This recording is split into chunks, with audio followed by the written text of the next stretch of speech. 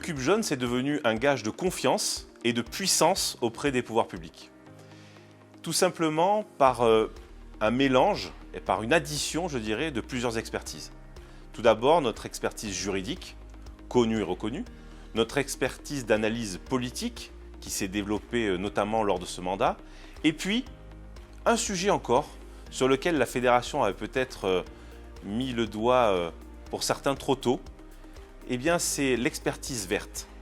Et je pense que la fédération a pris beaucoup d'avance en s'intéressant à ce sujet, en s'intéressant à la rénovation depuis plus de 10 ans. Et je voudrais au passage remercier et féliciter, si c'est possible, Benoît Fauchard, qui a su ouvrir le chemin pour la fédération sur ce sujet-là et qui a permis à Jean-Marc Torolion, lors de ce mandat, de développer encore plus la capacité de la fédération à agir sur ces sujets.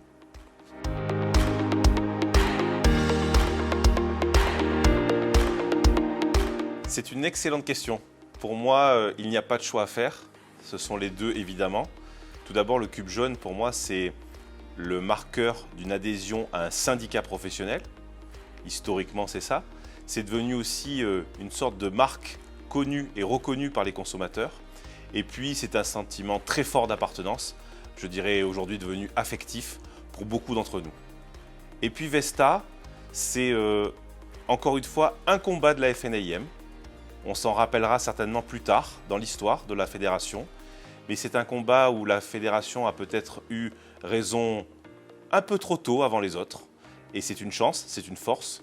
Et Vesta, c'est la représentation physique, c'est ce qu'on voit devant nos agences pour expliquer qu'il y a ici un titulaire de carte professionnelle, qu'il y a bien une carte professionnelle et des collaborateurs, salariés ou non salariés, qui sont habilités grâce à ce titulaire de carte professionnelle.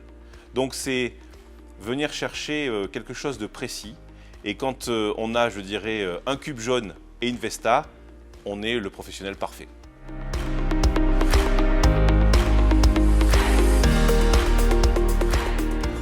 Je ne pense pas me tromper en disant que celles et ceux qui ont inventé et voulu la Fédération nationale de l'immobilier ont bien voulu créer un syndicat professionnel.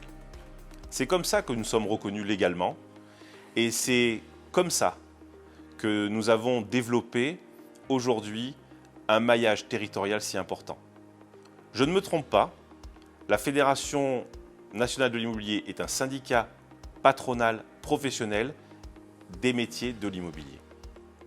Ça n'est pas un réseau de franchise.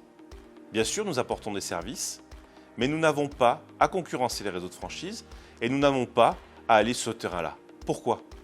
Parce que nous restons ce qu'on appelle supra-business, c'est-à-dire au-dessus du business, au-dessus des affaires, dans l'intérêt général des professions que l'on défend.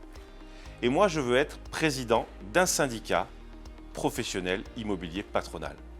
Sinon, je serais devenu, ou j'aurais essayé d'être, un président d'un réseau de franchise.